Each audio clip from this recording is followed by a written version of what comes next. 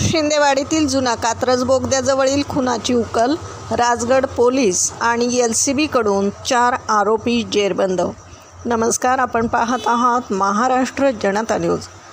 पुणे ग्रामीण पोलीस दलाच्या स्थानिक गुन्हे शाखा आणि राजगड पोलिसांच्या पथकाने शिंदेवाडी हद्दीतील जुना कात्रज बोगद्याजवळ घडलेल्या अज्ञाताच्या निर्घृण खून प्रकरणाची यशस्वी उकल केली आहे। या प्रकरणी मुख्य आरोपींसह 4 जणांना अटक करण्यात आली आहे। दिनांक 19 जुलै 2026 रोजी रात्री हॉटेल आमराईजवळ अज्ञात इसमाने संजय बाबूराव कडू देशमुख यांच्या डोक्यावर, तोंडावर आणि हातावर धारदार शस्त्राने वार करून अत्यंत क्रूरपणे खून केला होता।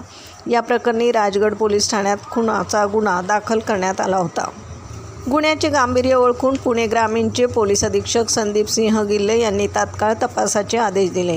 स्थानिक गुन्हे शाखेच्या सासवड पथकाने आणि राजगड पोलिसांनी CCTV फुटेज व तांत्रिक तपासाच्या आधारे मंथन दिनेश वैद्य आणि सौरभ सागर परदेशी या दोघांना 18 जुलै रोजी ताब्यात घेतले। त्यांच्याकडे सखोल चौकशी केली असता त्यांनी मिजान गैरसुद्दीन शेख आणि संदीप बाबूराव कोरी यांच्या मदतीने हा खून केल्याची कबुली दिली आहे। मयत संजय कडू देशमुख यांनी 2003 मध्ये आरोपी मंथन वैद्य याच्या वडिलांचा खून केला होता। यात जुन्या वैमनस्याचा आणि बदला घेण्याच्या हेतूने आरोपींनी संजय देशमुख याचा गेम वाजवला असल्याचे तपासात उघडकीस आले।